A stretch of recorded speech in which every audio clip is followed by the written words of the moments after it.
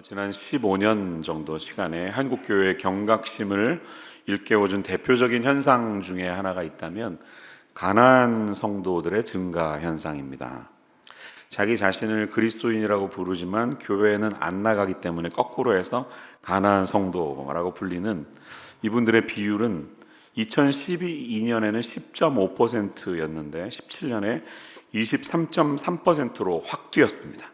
그리고 팬데믹이 끝난 23년도 조사에서는 29.3%가 되었습니다. 23년 한국인의 종교생활과 의식조사라는 명목의 한국기독교 분석 리포트에 의한 자료입니다.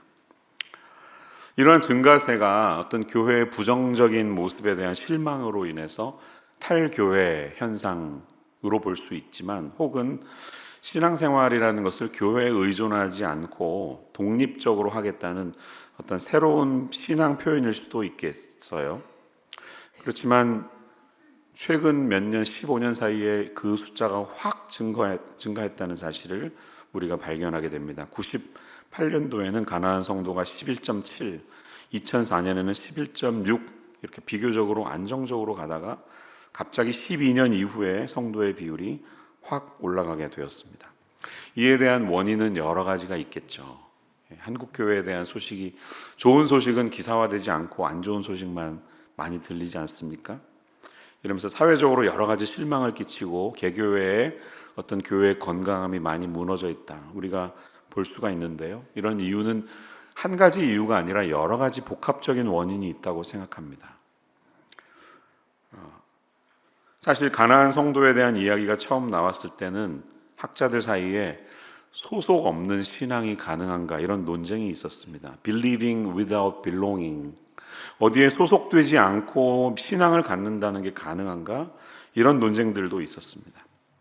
현대인들이 더 이상 교회라는 집단에 의존하거나 소속되지 않고 독립적으로 하나님과의 관계를 추구할 수도 있겠다는 예상이었죠. 코로나 시대가 또 그것을 더 키워준 경향도 있습니다. 과거의 조사에서도 보면 가나안 성도 중에 30% 정도가 그러한 마음으로 교회를 나가지 않았다는 통계가 있는데요. 그것은 한국교회가 지나치게 위계 질서를 따진다든지 권위주의, 또 집단적인 모습에서 벗어나서 나만의 주체적인 신앙을 찾겠다는 그런 분들의 신앙도 있을 것 같습니다. 하지만 제 생각은 얼마나 과연 많은 분들이 그러한 마인드로 교회를 떠났을까 하는 생각은 갖게 됩니다. 저는 여러 가지 이유로 교회를 떠나신 분들의 마음에 공감하지 않는 것이 아닙니다. 제가 봐도 교회가 참 문제가 많을 때가 많습니다. 오죽하면 자신이 섬기는 교회를 뒤도 안 돌아보고 떠날까 하는 그런 안타까운 마음에 공감을 하면서도, 이런 분들이 말씀하시는 소속 없는 신앙, Believing without belonging이, 그 용어에 대해서는 저는 어떠한 경우에도 동의할 수 없음을 말씀드립니다. 역사적으로 교회가 시대와 타협하면서 변질되었을 때 제도권 교회로부터 벗어나거나 무교회주의를 표방하는 운동들이 있었습니다. 하지만 그런 움직임은 교회의 참된 본질을 찾으려는 몸부림이었습니다. 그리고 실제로 그와 같은 움직임들을 통해서 교회가 새롭게 되는, 갱신되는 일들이 있었습니다. 하지만 우리의 머리 되시는 그리스도께 순종하면서 자기를 부인하는 사람들이 모여서 그분의 몸을 이루는 이 교회됨의 소명은 그 어떠한 이유로도 양보하거나 약해질 수 없는 신앙의 중심이라고 생각합니다. 우리는 예수님께 함께 붙어 있어야 하는 것입니다.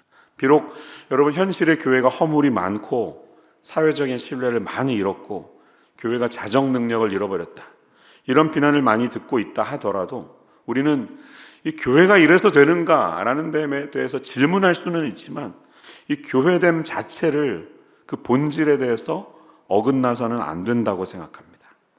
여러분, 우리 교회는 예수님에게 붙어있는 믿음의 공동체인 줄을 믿음으로 받아들이시기를 축원합니다. 성경의 첫 장면을 보면 하나님이 사람을 창조하신 후에 곧바로 돕는 배필을 주시지 않았습니까? 창세기 2장 18절을 보면 여호와 하나님이 이르시되 사람이 혼자 사는 것이 좋지 아니하니 내가 그를 위하여 돕는 배필을 지으리라, 이렇게 하시고 아담의 아내를 만들어 주셨죠. 다시 말하면 인간을 창조하신 후에 제일 먼저 하신 일이 공동체를 주신 것이다, 이렇게까지 말할 수 있습니다. 왜냐하면 하나님의 속성 자체가 공동체로 존재하기 때문입니다. 여러분, 하나님이 공동체로 계신다는 사실을 알고 계셨나요? 창세기 1장 26절 이하에 보면 창조하실 때 이런 말씀을 하세요. 하나님이 이르시되 우리의 형상을 따라 우리의 모양대로 우리가 사람을 만들고 그들로 바다의 물고기와 하늘의 새와 가축과 온 땅과 땅에 기는 모든 것을 다스리게 하자. 사람을 만든 이유가 우리의 형상을 따라 하자고, 우리라는 표현을 썼다는 것은 하나님에게는 공동체적인 속성이 있다. 또 사람 역시 공동체 가운데 존재하도록 우리를 그렇게 지으셨다는 것을 알 수가 있습니다.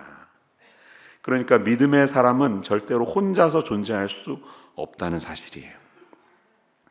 교회가 처음 교회라는 이름으로 시작했을 때가 언제였습니까? 성경에 보면 사도행전 2장에서 출발합니다.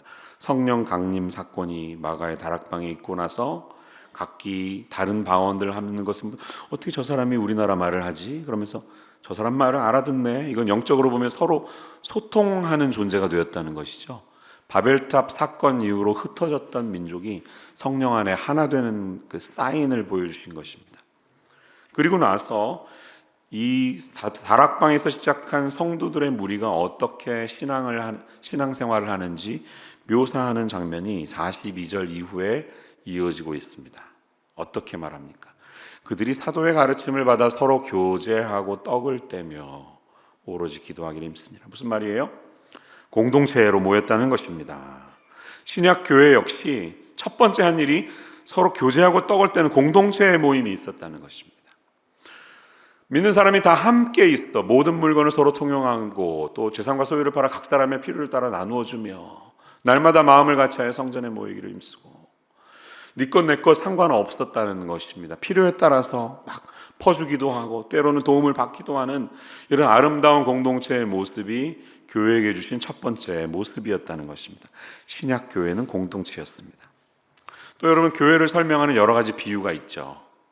교회는 성전, 하나님의 성전이다. 이런저런 표현이 있지만 가장 적절한 비유는 그리스도의 몸이라는 표현이 아니겠습니까? 우리가 교회는 예수님의 몸입니다. 바울이 고린도전서 12장 12절 말씀 보시면 그렇게 말씀하시지 않습니까? 몸은 하나인데 많은 지체가 있고 몸의 지체가 많으나 한 몸임과 같이 그리스도도 그러하니라, 이렇게 말합니다. 여기서 말하는 지체, bodies, 몸의 각 부분들은 누구를 의미합니까?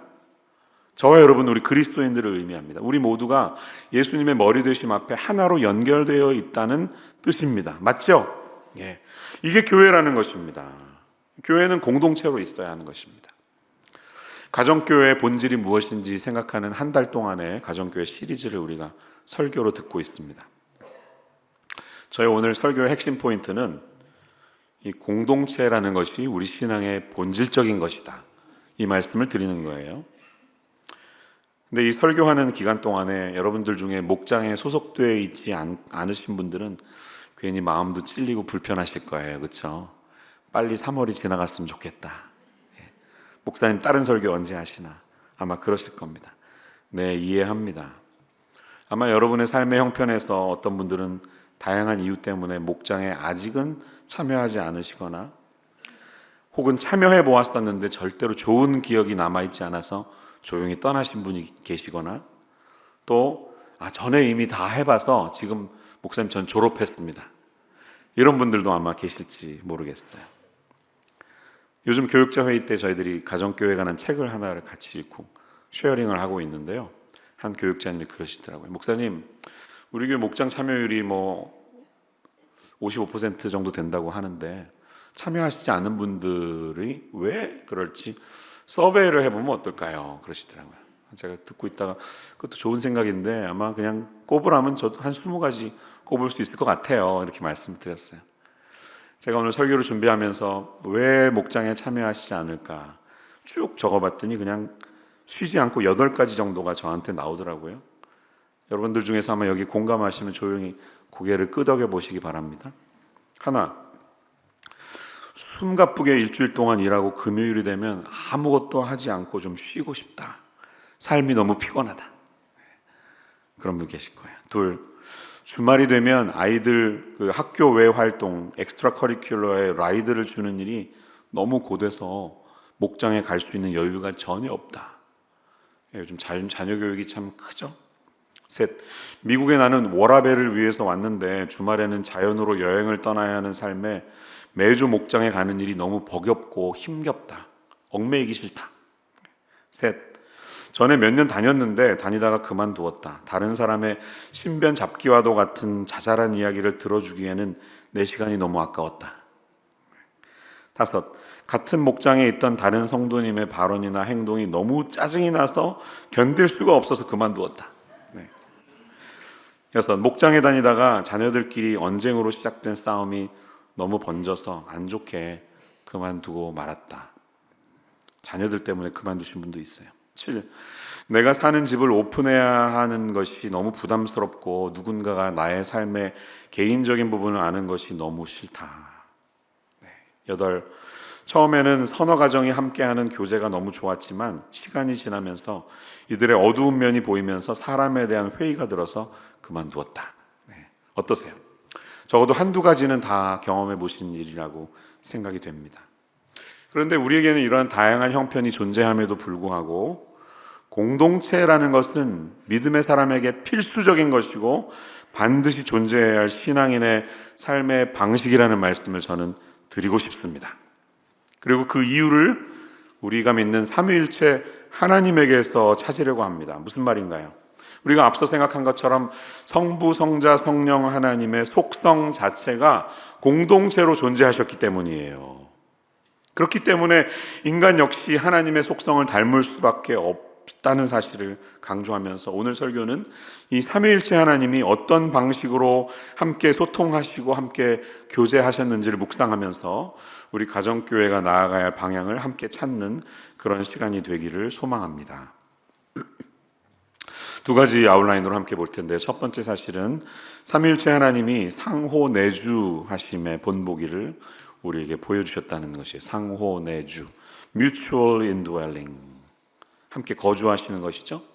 오늘 우리가 읽은 본문의 21절을 다시 한번 펼쳐보시기 바랍니다. 요한복음 17장 21절. 아버지여, 아버지께서 내 안에 내가 아버지 안에 있는 것 같이 그들도 다 하나가 되어 우리 안에 있게 하사 세상으로 아버지께서 나를 보내신 것을 믿게 하옵소서. 이렇게 고백하고 계십니다. 이 부분은 예수님의 고별 강화라고 불리는 farewell discourse, 다락방에서 13장에서 17장까지 나누신 말씀의 마지막 부분입니다. 17장이 예수님의 기도로 끝이 나고 있는데요, 이 17장을 세 부분으로 나누면 예수님이 자기 자신을 위한 기도를 하시고, 중간에 제자들을 위한 기도를 하시고, 마지막 부분에 그 제자들을 통해 예수님을 믿게 될 크리스찬들을 위한 기도를 하고 계십니다. 오늘 본문은 이 세 번째 부분에 해당되어 있습니다. 예수님의 내용은 이것이에요. 나를 믿게 될, 앞으로 믿을 크리스찬들이 아버지가 내가 하나이듯이 이들도 서로 하나가 되어서 주님과 함께 있게 해달라는 그런 기도를 성부 하나님께 올려드리고 있습니다. 여러분, 이게 무엇입니까? 아버지가 내 안에, 내가 아버지 안에 있듯이 우리가 하나 되는 게 무엇일까요? 삼위일체라는 교리는 참 이해하기가 어렵습니다. 신비로운 교리입니다. 왜냐하면 이 세상에 존재하지 않고 있는 개념이, 하나님이 한 분이신데 또 셋으로, 세 위격으로 존재한다는 것은 상식적으로 이해되지 않습니다. 하지만 이 삼위일체가 주는 메시지는 분명합니다. 우리가 예배하는 이 한 분이신 하나님이 세 위격으로 존재하시는데 서로 자유롭고 자발적인 상호 관계 속에서 존재하고 계신다는 신비로운 메시지를 우리에게 주신다는 것입니다. 갑바도기아의 세 교부들, 또 고백자 막시무스, 다메섹의 요한 등의 초기의 신학자들은 이 놀라운 신비로운 메시지를 설명하면서 페리코레시스라고 하는 헬라어 단어를 통해 풀어갔습니다. 페리코레시스는 상호 내주, 상호 침투, 상호 참여, 이렇게 설명할 수 있는 개념인데요, 이들이 서로 하나이지만 자유로움 속에서 각기 서로 소통하는 모습이 있다, 이렇게 풀어가는 것입니다. 성부는 성자와 성령 안에 온전히 내주하고 계십니다. 성자는 성부와 성령 안에 내주하고 계십니다. 성령은 성자와 성부 하나님 안에 내주하고 계십니다. 이 놀라운 삼위 하나님의 상호 내주에 관해서 특별히 요한복음을 읽다 보면 여러 번에 걸쳐서 이 개념을 자세하게 설명하고 있는 것을 우리가 보게 됩니다. 오늘 본문을 통해 좀 여러 가지 요한복음에서 찾아보려고 해요. 요한복음 10장을 보시면 37절에 이런 말씀이 있어요. 만일 내가 내 아버지를 행하지 아니하거든 나를 믿지 말려니와 내가 행하거든 나를 믿지 아니할지라도 그 일은 믿으라. 그러면 너희가 아버지께서 내 안에 계시고 내가 아버지 안에 있음을 깨달아 알리라 하시니. 성자 하나님과 성부 하나님이 상호 내주에 관해서 말씀하고 계시죠? 정확히 표현하셨습니다. 계속 또 이어지는 내용들이 많이 나옵니다. 요한복음 14장도 마찬가지예요. 10절, 11절 말씀을 보면 알 수 있는데 여러분 이것은 화면을 통해 같이 한 목소리로 읽어보겠습니다. 시작. 내가 아버지 안에 거하고 아버지는 내 안에 계신 것을 내가 믿지 아니하는 것이 아니라 아버지께서 내 안에 계셔서 그의 일을 하시는 것이라. 내가 아버지 안에 거하고 아버지께서 내 안에 계심을 믿으라. 그렇지 못하겠거든 행하는 그 일로 말미암아 나를 믿으라. 아멘. 같은 내용이죠. 반복하고 계십니다. 8장에서는 이렇게 주님이 말씀하십니다. 8장 16절 말씀 보시면 만일 내가 판단하여도 내 판단이 참되니 이는 내가 혼자 있는 것이 아니요 나를 보내신 이가 나와 함께 계심이라. 이렇게 말씀하고 계십니다.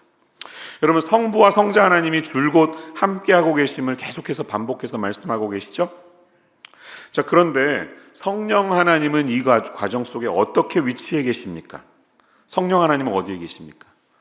요한복음 14장에 이르면 예수님이 성령님이 오실 것이다 이렇게 제자들에게 예고하고 계시면서 그런 말씀하세요.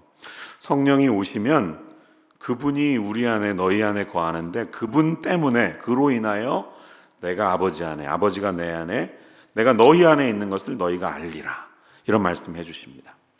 여러분 우리가 이 이해되기 어려운 삼위일체 사실을 믿음으로 받아들이는 것은 성령 하나님이 우리 안에서 깨닫게 하시기 때문인 줄로 믿습니다. 이것을 일깨워 주시고 이것이 성경이 말하는 진리라는 것을 가르쳐 주시는 분이 성령님입니다. 이 성령님이 예수님과 함께 거하시고 그분의 영으로서 우리 안에 계십니다. 성령님이 예수 안에 거하시기 때문에 이 사실을 우리가 알 수 있는 것입니다. 성령이 우리 안에 거하실 때 역시 예수님이 우리 안에 거하신다는 이 이해하기 어려운 신비로운 말씀을 해주시는 것이에요. 성자와 성령 안에서 또한 우리가 상호 내주하시는 하나님의 교통이 있음을 볼 수 있다는 것입니다. 전혀 고개를 끄덕이시는 분이 안 계시네요. 이해하기 어렵습니다. 그렇지만 여러분 믿음으로 이 사실을 받아들일 수 있는 이유는 누가 우리에게 이것을 가르쳐주기 때문이에요? 성령 하나님이 일깨워 주시기 때문입니다. 이게 신앙의 본질입니다. 그래서 고린도전서 2장 말씀에 가보면 바울 사도가 성령에 대해서 이렇게 말씀하신 적이 있어요. 10절 11절인데요. 이것도 같이 한번 읽어보겠습니다. 시작. 하나님이 성령으로 이것을 우리에게 보이셨으니 성령은 모든 것 곧 하나님의 깊은 것까지도 통달하시느니라. 사람의 일을 사람의 속에 있는 영 외에 누가 알리요? 이와 같이 하나님의 일도 하나님의 영 외에는 아무도 알지 못하느니라. 할렐루야. 하나님을 알 수 있는 것은 하나님의 영이 우리 안에서 일깨워 주기 때문입니다. 이 상호 내주하시는 성부 성자 하나님이 우리와 함께 하심을 기억하시기를 바랍니다. 그와 동시에 그분들이 주 안에서 하나 되었듯이 그분을 믿는 우리들도 하나님 안에서 우리 모든 지체들이 하나 되는 아름다운 모습이 있어야 한다. 이것이 예수님의 기도라는 것입니다. 여러분 하나님의 공동체적인 성품을 따라서 저와 여러분의 신앙에도 그러한 모습이 있어야 하는 줄로 믿습니다. 우리가 공동체로서 서로 하나 되고 서로를 보듬어 안는 하나됨이 있어야 하는 줄로 믿습니다. 그런데 참 이게 실천하는 게 어렵죠. 마음에 안 드는 사람이 너무 많아. 그래서 여러분 2부 예배 그 사람 잘 나오다 왜 안 나오나 그러면 3부나 1부가 있을 거예요. 왜? 나 보기 싫어서. 우리 교회는 예배가 3개라서 그 사람 보기 싫으면 딴 예배 가면 돼요. 그런데 한 예배가 있는 교회 성도들은 어떻게 합니까? 저 인간 너무 보기 싫은데 이렇게 떨어져 앉죠. 맨 끝에 가능하면 접촉을 줄이기 위해서 예배 끝나고 나는 일로 날라고 이 사람은 일로 가도록 은근히 기대합니다. 이번 주도 그 인간 마주치면 안 되는데 이러면서 우리가 이게 우리의 모습입니다. 어느 누구를 하나를 용납하고 하나 될 수 있는 모습이 참 어렵습니다. 어느 성당에서 신부님이 강론을 하다가 신도들에게 이렇게 질문했다고 합니다. 여러분 중에서 인생을 살면서 지금까지 단 한 사람도 미워하는 사람이 아무도 없으신 분 한번 손 들어보세요. 당연히 아무도 손들지 않을 줄 알았는데 저 중간에서 노인 한 분이 이러고 손을 들더라는 거예요. 너무 놀래가지고 뭐라고 질문하려고 하는데 그분이 먼저 말씀하십니다. 나는 지금까지 단 한 명도 내 인생에 미워하는 사람이 없습니다. 그래서 신부님이 어떻게 그러세요? 라고 질문하려고 하는 찰나 먼저 이분이 말씀하십니다. 내가 90평생을 살면서 미워하던 놈들이 이제 다 죽고 나만 남았어. 그랬어요. 이게 우리의 모습 아닙니까? 한 사람 사랑하기도 어렵고요. 모든 사람과 함께 하나 되라는 것은 더군다나 어렵습니다. 그런데 하나님은 우리가 서로 하나 되었듯이 우리와 연결된 너희들도 서로 주 안에서 하나가 되어야 한다. 이렇게 요구하고 계십니다. 이 어려운 말씀을 우리가 어떻게 실천할 수 있을까요? 분명한 사실은 나 혼자로서는 그 일을 절대로 이룰 수 없다는 사실이에요. 우리의 신앙생활은 혼자서는 결코 진보하지 못합니다. 우리의 신앙은 더 깊어질 수가 없습니다. 우리의 그 못난 성품들은 그냥 잠시 감추어져 있을 뿐이에요. 그렇지 않아도 세상에 잘난 놈이 나 하나밖에 없는 것처럼 그렇게 인생을 산 사람들이 우리 중에 얼마나 많습니까? 이제 말을 안 해서 그렇지 저 전교 1등으로 깔았어요. 이런 분들 계시잖아요. 그러니까 나보다 덜 똑똑하고 짜증을 불러일으키는 사람들이 깔렸어. 왜 저기서 저런 헛소리를 하고 있나? 그것도 이해 못하나? 직장에도 교회에도 그런 사람들이 있으면 짜증이 나서 한 몸이 되어서 살아갈 수가 없죠. 여러분, 우리의 자아가 너무 셉니다. 우리의 자아가 너무 세서 함께 할 수 없습니다. 그런데 이런 우리가 달라져야 한다, 하나님께서 우리에게 말씀하시는 것입니다. 그럼 우리의 가정교회 목장은 나의 자아를 죽이고 서로 안에 있는 다름을 인정하면서 그 다름 속에서 일어나는 이질감 속에서도 여전히 예수 그리스도 안에서 너와 내가 형제와 자매로 함께 살아가고 있음을 날마다 기억하는 삶의 현장인 줄로 믿습니다. 우리에게는 공동체가 반드시 필요합니다. 우리가 서로 다르기 때문에 함께 모여야 합니다. 성부, 성자, 성령 하나님이 달랐지만 그 다름 속에서 서로 하나가 되셨던 것처럼 우리도 그렇게 해야 우리의 이 못난 자아가 성숙해질 수 있고 우리의 못된 성품은 빚어질 수 있다는 사실을 믿으시기를 바랍니다. 가정교회는 제도 중심의 신앙이 아니라 관계 중심으로 갈 때 진정한 공동체가 된다는 사실을 보여주는 귀한 도구인 줄로 믿습니다. 지난주에 제가 설교에서 그랬잖아요. 중세교회 이야기를 했잖아요. 건물이 바뀌면서 신앙의 패턴도 바뀌었다, 이런 말씀 드렸죠. 근데 중세교회가 만들어 놓은 중에 중요한 것이 계급이 생겼습니다. 직제가 있어요. 제일 위에 교황, 그 밑에 카디널스, 추기경, 그 밑에 주교, 비숍, 그 밑에 사제, 그 밑에 부제, 그 밑에 평신도. 평신도는 정말 아무것도 아닌 것처럼 그렇게 취급당하는 시대가 이 제도 속에서 나타났습니다. 그런데 가정교회가 가져준 것은 무엇이에요? 여러분, 평신도인 여러분들이 목양할 수 있는 존재입니다. 목회를 하시는 분들입니다. 라고 그 질서, 그 위계를 준 거예요, 평신도들에게. 평신도들이 목자가 부목자가 돼서 성도들을 이끌고 그리스도께로 인도할 수 있는 리더가 되심을 받으십시오. 이렇게 하나님께서 제도가 만들어가는 교회가 아니라 관계 중심의, 교제 중심의 코이노니아를 통해서 인도하시는 놀라운 역사가 가정교회를 통해 일어나게 됐다는 것이죠. 그래서 가정교회는 신약교회의 회복을 말합니다. 이렇게 말할 때 이것은 교회됨의 본질이 어떤 위계 질서가 아니라 서로 같은 동등한 위치에서 함께 삶을 나누는 관계 속에서 코이노니아, 성령의 교제를 경험하는 공동체의 회복을 뜻하는 것이다, 이렇게 받아들여야 합니다. 그럴 때 성부, 성자, 성령 하나님이 자신을 위해 존재하지 않고 상대방을 위해 존재했듯이 우리 가정교회 안에서도 나의 유익을 위해 목장에 참여하는 것이 아니라 남의 유익을 위해서 참여하는 그런 하나님의 모습을 닮아가야 할 줄로 믿습니다. 가정교회 모임은 어떤 리추얼이 아니잖아요. 정해진 땡 종치고 묵도, 기도, 찬송 이렇게 안 하잖아요. 그렇게 의식 속에서 만들어지는 게 아니라 자연스러운 영성, 자연스러운 예배의 흐름 속에서 이 공동체의 본질을 찾아가기 때문에 그렇게 한다는 것이에요.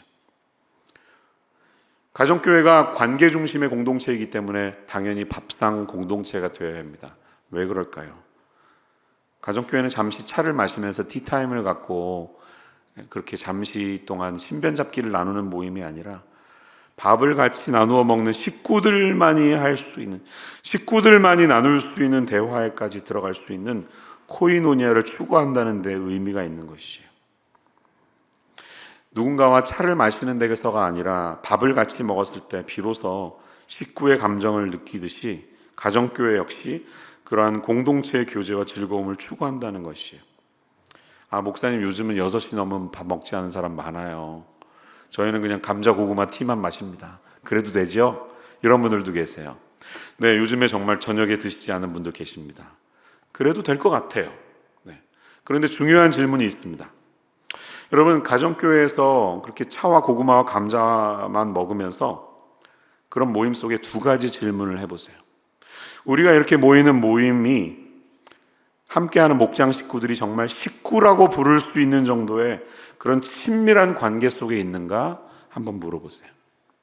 두 번째 질문은 이런 우리의 분위기 속에서 어떤 VIP를 초청해서 그분이 예수님을 만나는, 그분을 그리스도께로 인도하는 영혼 구원의 역사가 우리 목장을 통해 일어나고 있는가 물어보세요. 그렇게 두 가지의 예스라고 하실 수 있다면 고구마 드셔도 괜찮아요. 그런데 우리가 얼굴을 맞대고 함께 밥을 먹는 이 식탁의 교제는 단순히 칼로리를 많이 섭취하기 위함이 아닙니다. 여기에는 그 이상의 신학적인 의미가 있습니다. 신학적인 의미가 있기 때문에 우리가 이렇게 하는 것입니다. 그것은 예수 그리스도 안에 있는 은혜와 사랑을 우리가 공동체로서 함께 먹고 마심으로써 복음이 나누어지는 곳에 이게 축제와 기쁨이 있다는 것을 우리가 상징적으로 함께 누리는 행동입니다. 예수님의 이름으로 함께 모이는 것은 기쁨이 있는 곳입니다. 셀러브레이션이 돼야 합니다. 잔치가 있는 곳에 어떻게 음식이 빠질 수가 있어요? 그러니까 함께 우리가 먹고 마시는 거죠. 그와 동시에 앞으로 다가올 천국 잔치에서 우리가 하나님과 함께 영원히 먹고 마시는 이 마지막 날에 누릴 영원한 잔치를 기대하면서 살아가는 그런 기능 또한 가정교회에서 행한다는 사실을 기억해야 합니다. 우리 가정교회는 천국의 프리뷰로서 함께 모여서 먹고 마시면서 기쁨을 누리는 공간이라는 겁니다. 사랑하는 성도님들, 우리의 나눔과 깊이가 다양하다 할지라도 이 진정한 코이노니아에서 얻는 기쁨을 포기하지 않고 삼위일체의 하나님이 서로 하나됨을 통해 공동체성을 맛보았듯이 우리가 모이는 가정교회도 하나됨을 맛보는 귀한 하나님의 일하시는 도구가 되시기를 주님의 이름으로 간절히 축원합니다. 두 번째 사실은 우리가 이것을 기억해야 합니다. 삼위일체 하나님은 상호 의존하심의 본보기를 우리에게 보여주셨다는 것이에요. 상호 의존, mutual dependence. 오늘 본문의 22절과 23절의 말씀을 다시 한번 유심히 보세요.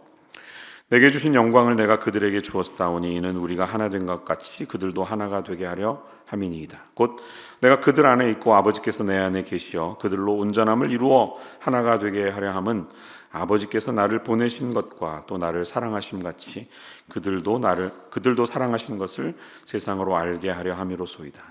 이렇게 주님이 말씀하고 계세요. 예수님의 의도는 무엇인가요? 성부와 성자 하나님의 하나됨을 이 크리스찬들도 함께 누릴 수 있으면 좋겠습니다 하는 마음인데, 하나님이 성자를 사랑하심 같이 하나님이 또한 그들 또한 사랑하고 계심을 세상이 알게 되기를 바랍니다. 주님이 이렇게 기도하고 계십니다. 여러분, 하나님이 우리를 사랑하고 계시는데 그 표현을 하실 때 어떻게 하셨냐면 예수님을 우리에게 보여주심을 통해서 하셨다는 거예요. 하나님은 전지전능하신 분이십니다. 무엇이든지 할 수 있습니다. 갑자기 수십억의 사람에게 하나님의 하나님됨을 나타내실 수도 있어요. 그런데 자신의 전지전능함을 잠시 동안 제한하시고 어떻게 하셨어요? 성자 하나님을 보내셔서 그분이 살아갔던 삶과 사역을 통해 하나님의 사랑을 나타내셨습니다. 그러니까 자신의 권능을 예수님에게 의존하신 거예요. 내가 여러 방법으로 사랑을 표현할 수 있지만 성자를 너희에게 보내주어서 이것을 표현했다. 이렇게 말씀하십니다. 요한복음 3장 16절, 하나님이 세상을 이처럼 사랑하사 어떻게 하셨어요? 독생자를 주셨으니. 이 아들을 보내주시는 것을 통해 우리가 그분의 수준으로 이해할 수 있도록 사람이 되신 하나님을 통해 보여주셨습니다. 하나님의 절대적인 진리를 잠시 제한하셔서 성자 하나님께 의존해서 그분의 사랑을 나타내신 것이다. 이렇게 이해할 수 있습니다. 하나님이 사랑이신데 그 사랑이 사람의 모습으로 나타나신 성자 하나님을 통해 사역이 이루어졌고, 성자 하나님은 떠나갔지만 우리와 함께 계신 성령 하나님을 통해 그 사실이 믿어지지 않습니까? 이 놀라운 구원의 역사가 성부, 성자, 성령 하나님이 서로를 의지하며 분업 일을 나누어서 했을 때 이 구원 역사가 이루어졌듯이 하나님을 믿는 우리들도 서로를 의지해야 한다. 이 말씀을 드리는 거예요. 예수님은 어떠셨습니까? 예수님도 하나님과 똑같은 분이십니다. 예수님 99%고 하나님이 100%고 이러지 않아요. 똑같이 권능이 있는 분이신데 동등됨을 취할 것으로 여기지 아니하시고, 하나님과 동등하신 분이시지만 그 권리를 낮추시고 그것을 자랑하시지 않고 예수님은 기회만 되면 아버지 하나님께 내가 기대고 있음을 자랑하셨습니다. 우리 예수님은 그런 분이에요. 하나님의 뜻을 이루면서 독립적으로 일하시지 않았어요. 요한복음 5장 19절 20절을 예로 들 수가 있습니다. 그러므로 예수께서 그들에게 이르시되 내가 진실로 진실로 너희에게 이르노니 아들이 아버지께서 하시는 일을 보지 않고는 아무것도 스스로 할 수 없나니 아버지께서 행하시는 그것을 아들도 그와 같이 행하시느니라. 여러분, 똑같이 권능이 있지만 하나님의 뜻 아니면 아무것도 스스로 하지 않았다. 자기 자신을 제한하셨음을 보여주고 있지 않습니까? 또 요한복음 14장 26절 말씀 보세요. 자신이 두고 떠나갈 일도 성령님에게 그것을 맡기고 있습니다. 보혜사 곧 아버지께서 내 이름으로 보내실 성령, 그가 너희에게 모든 것을 가르치고 내가 너희에게 말한 모든 것을 생각나게 하리라. 할렐루야. 성령 하나님께서 이 일을 할 것이다. 성령님께 또한 의존하고 계신 것을 우리가 볼 수 있습니다. 성령 하나님은 어떻게 하세요? 성령 하나님은 성자의 영광을 나타내시는 것이 목적입니다. 절대로 자기 혼자 나서는 법이 없습니다. 그래서 요한복음 16장 13절 14절에 보면 예수님이 이렇게 말씀하세요. 이 말씀 같이 읽어볼게요. 시작. 그러나 진리의 성령이 오시면 그가 너희를 모든 진리 가운데로 인도하시리니 그가 스스로 말하지 않고 오직 들은 것을 말하며 장래일을 너희에게 알리시리라. 그가 내 영광을 나타내리니 내 것을 가지고 너희에게 알리시겠습니다. 아멘. 그가 스스로 말하지 않고 오직 들은 것을 말하며. 여러분, 성령 하나님도 동등하신 분이십니다. 100% 권능을 가지신 분이세요. 근데 절대로 자기 자신을 우월하게 나타내신 적이 없습니다. 마음대로 말하시는 적이 없습니다. 예수님께 들은 것을 말할 뿐이에요. 장래일을 너희에게 알리시는 성령님의 겸손하신 모습을 닮아가시기를 축원합니다. 제가 예수님의 여러 말씀 중에 참 이렇게 감동받은 구절이 하나 있어요. 그것은 요한복음 4장 34절이에요. 예수님은 자기가 이 땅에 온 사명을 이렇게 말씀하셨습니다. 나의 양식은 나를 보내신 이의 뜻을 행하며 그의 일을 온전히 이루는 이것이니라. 자기가 이 땅에 온 이유가 하나님의 뜻을 행하고 하나님의 일을 온전히 이루는 것이다. 이렇게 말씀하셨는데요. My food is, 나의 양식은 이라고 말씀하셨어요. 그게 내가 삼시세끼 먹을 때마다 생각하는 거야. 예수님이 이렇게 말씀하셨어요. 여러분, 우리 다 하루에 2끼나 3끼 먹잖아요. 먹을 때 무슨 생각하십니까?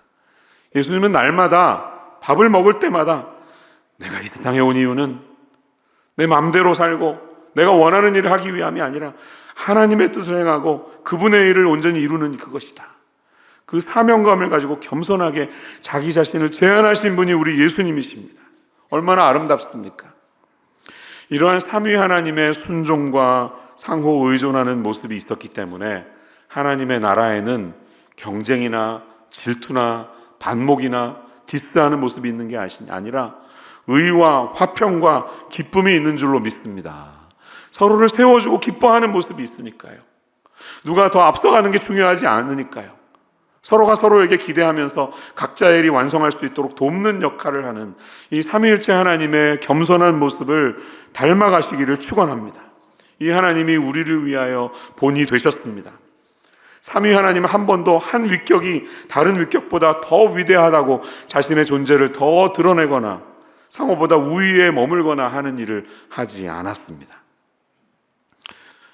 모든 민족을 제자 삼으라는 위대한 명령을 하시는 것도 하나님의 이름으로 한 게 아니라, 예수님의 이름에 한 게 아니라, 성령님의 이름으로 한 게 아니라 아버지와 아들과 성령의 이름으로 동일하게 행하셨다는 사실을 기억하세요. 마태복음 28장 19절. 그러므로 너희는 가서 모든 민족을 제자로 삼아 아버지와 아들과 성령의 이름으로 세례를 베풀고.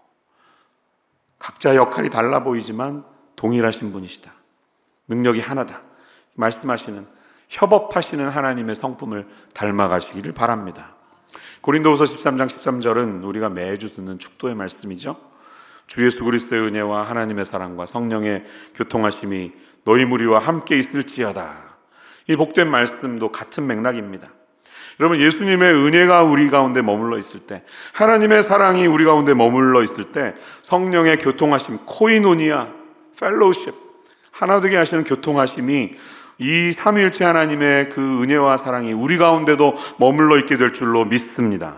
그분을 닮아가기 원하는 우리의 사랑의 교제 가운데 나 자신을 내어주어서 나의 유익이 아니라 남의 유익을 추구하는 우리의 가정교회 가운데 머물러 있을 줄로 믿습니다. 삼위 하나님은 서로가 서로를 위해서 자신을 내어주셨습니다. I make myself available to you. 이런 영어 표현이 있잖아요. 내가 자신에게, 당신에게 시간이 있고 나 가능하니까 언제든지 부르세요. I make myself available to you. 새벽 1시, 2시가 돼도 괜찮아요. 타이어 터지면 전화하세요. 실제로 여러분 트리플 A가 아니라 목자님에게 전화해서 새벽에 타이어 갈아 껴주러 가주신 목자님도 계세요, 우리 교회에. 얼마나 좋아요. 그건 가족이 아니면 못합니다. 신뢰잖아요. 근데 가족이라는 걸 느꼈죠. 부모님도 한국에 계시고 형제자매 없는 분들에게는 이 목장이 정말 가족 같은 분들이 너무나 많습니다. That's the Christian life. 우리가 그렇게 살아야 됩니다. 괜찮습니다. 왜? 나 자신을 누군가에게 내어주는 그 행동이야말로 크리스찬이 이 세상에 살 수 있는 최고의 사랑이기 때문입니다. 예수 그리스도께서 우리와 아무 관계없는 우리를 구원하시기 위해서 그리스도께서 자신을 우리에게 내어주셨습니다. 그분의 삶을 우리를 위해서 주셨습니다. 우리 주님이 우리를 위해서 십자가에서 그렇게 하셨던 것처럼 우리도 서로를 위해서 자신을 내어줄 수 있는 공동체가 되어야 할 줄로 믿습니다. 그렇게 할 때 어떻게 되는지 아세요? 나의 자아가 점점 깨어집니다. 나의 자존심, 그런 못난 자아들이 다 빚어지면서 남을 위해서 내어주는 삶을 통해 우리가 하나님을 닮아가게 된다는 것입니다. 진정한 크리스찬으로서 우리가 성숙에 이르게 된다는 것입니다. 여러분, 이러한 공동체가 저와 여러분에게 필요하다는 사실을 기억하십시오. 자신이 VIP가 아니신 분은 목장에서 대접받으려고 하지 마세요. 목자, 부목자와 똑같이 섬기세요. 섬기라고 우리를 목장에 보내신 것입니다. 눈에 띄는 VIP를 함께 섬기면서 그분을 예수님께로 인도하세요. 그게 우리에게 목장을 주신 이유입니다. 목자, 부목자님과 함께 남을 위해서 나의 삶과 나의 공간을 내어주는 섬김을 하시기를 바랍니다. 가정을 좀 열어주세요. 목자님만 하시지 않게 2달에 한 번이라도 집을 좀 열어주세요. 집이 작고 볼품이 없어도 괜찮습니다. 집 사이즈 보고 가는 것이 아닙니다. 중요한 것은 내가 가진 나의 모습을, 속살을 드러내는 행동이에요. 우리 이렇게 살아요. 원베드지만 이렇게 살아요. 그 보여주는 행동이 바로 크리스찬 라이프라는 것입니다. 우리는 고슴도치와 같은 존재인 것 같아요. 고슴도치는 여러분 그 단백질로 된 털, 가시털이 있잖아요. 가시처럼 됐지만 단백질로 된 털인데요. 5,000개에서 7,000개의 가시가 있다고 합니다. 위기 상황이 되면 이게 쫙 강하게 올라가면서 몸을 돌돌 말아서 자기 자신을 보호합니다. 우리도 적자 생존의 원리 속에서 나 스스로 살아야 된다는 감정 속에 삶을 그렇게 살아갈 때가 참 많았습니다. 그래서 틈만 나면 남에게 가시를 들여대면서 나에게 접근하지 마세요, 이런 메시지를 줍니다. 그런데 잊지 마세요. 고슴도치들도 자녀를 낳습니다. 어떻게 낳을까요? 은밀한 부분이 닿게 되는 그 자리가 있다는 것입니다. 그들도 교미를 통해 자녀를 낳습니다. 고슴도치의 배는 아주 소프트하고 깨끗합니다.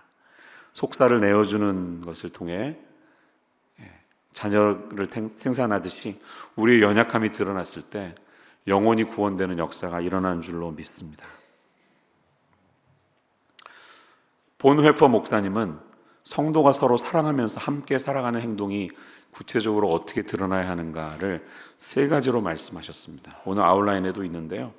첫 번째는 이웃을 위해서 나 자신을 내어주는 자기 포기가 있어야 된다, 이렇게 말씀합니다. 둘째는 함께 위해 기도해주는 중보기도가 있어야 된다. 그리고 셋째는 타인의 죄를 용서해주는 용서의 행위가 있어야 된다, 이렇게 말씀하십니다. 이 각박한 세상 속에서, 각자 도생의 시대 속에서 우리 교회는 달라야 하지 않겠습니까? 실력으로 남보다 앞서고 더 높은 연봉을 자랑함으로써 남보다 내가 위에 있는 것을 자랑하는 것이 아니라 나의 연약한 부분이 드러나고 나의 허물이 드러날 때 그를 통해서 영혼이 힐링되고 치유받는 일이 우리 목장을 통해 일어나야 하지 않겠습니까? 그것을 행동에 옮기라고 주님께서 우리에게 가정교회를 주셨습니다. 가정교회를 통해서 나의 유익이 아니라 남의 유익을 위해서 나를 기꺼이 희생하고 그를 대신해서 모든 것을 행하는 이 자기 포기의 모습을 실천해 가시는 믿음의 사람들 되시기를 축원합니다. 둘째는 중보기도가 꼭 필요하기 때문이에요. 가정교회에서 성경 공부 많이 안 한다고 불편하신 분들도 있죠. 네, 성경 공부는 필요하지만 삶 공부에 가서 하시라는 겁니다. 그것도 중요한데 더 중요한 것은 우리가 서로가 서로의 형편을 이해하고 알고 그를 위해 기도하는 자리가 필요합니다.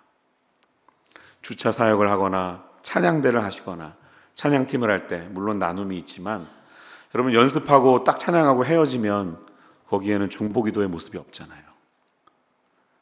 진정한 공동체라면 자신의 삶을 드러내는 자리가 있어야 된다는 것이. 여러분 어떤 공동체든 나 자신의 연약함을 드러내고 또 특별히 내가 그 사람을 위해서 남을 위해서 그 자리에 설 수 있는 이 중보기도를 함께 할 수 있는 공동체가 되어야 할 줄로 믿습니다. Intercessory prayer, 이건 뭡니까? 누군가를 위해서 하나님 앞에 내가 서는 것을 의미합니다. 물론 진정한 중보자는 예수님밖에 없기 때문에 우리가 진짜 중보자는 될 수 없죠. 그러나 예수님의 이름으로 그 사람의 자리에 한번 서보는 것입니다. 우리의 기도의 내용이 나의 필요가 아니라 남의 필요, 남들의 아픔과 남들의 고통과 그들의 궁핍함과 연약함과 실직 때문에 그 형편이 되어서 직접 그 자리에 서보는 것을 의미합니다. 그런 심정이 되어서 내가 그 사람의 심정 속으로 들어가 보고 얼마나 힘들었을까? 그의 고통이 얼마나 클까? 그의 아픔이 얼마나 클까를 정말 그 심정을 깨달으면서 그와 하나 되는 경험을 우리가 하는 것입니다. 가정교회를 통해서 서로 위해서 기도하면서 이 기도의 응답이 이루어지는, 그래서 하나님이 살아계시구나 하는 것을 경험하기 위해서 주께서 우리에게 이 귀한 공동체를 주셨음을 기억하시기를 바랍니다. 세 번째는 서로 용서의 실천을 해야 된다는 것이에요. 오늘날 정의의 시련은 있지만 정말 그 사람을 다시 품어주는 진정한 화해와 용서가 이 세상에 어디 있습니까? 물론 죄에 대한 대가는 치러야 합니다. 사기를 쳤으면 감옥에 가야 됩니다. 그러나 그 죄인인 그 사람은 우리가 품어야 합니다. 죄를 미워하되 사람을 미워해서는 안 됩니다. 우리는 이 공동체를 통해서 예수님께서 우리를 용서하셨듯이 우리도 그렇게 용서하는 일들을 이루어가야 하는 줄로 믿습니다. 저에게 진정한 공동체는 언제 있었는가? 목회자였기 때문에 좀 조심스러워요. 물론 청년 시절에 소그룹을 좀 했지만요. 저는 한 10여 년 동안 같은 얼굴들과 매주 토요일 날 만나면서 찬양팀을 이끈 적이 있었습니다. 1, 2, 3부 예배를 다 제가 혼자 인도했어요. 토요일 날 아침에 새벽 기도에 마치면 돌아가면서 밥을 준비해요. 어떤 분은 1시간 반 동안 국밥을 막 이만큼 준비해가지고 쏟아지지 않게 쿠션 넣고 해서 겨우 가져와서 그걸 나눠 먹습니다. 막 수제비를 먹기도 하고요. 밥을 열심히 먹고 이제 연습하기 전에 삶을 나누죠. 근데 그걸 10년 하다 보니까요, 나중에는 정말 이렇게 우리가 하나다라는 마음이 들더라고요.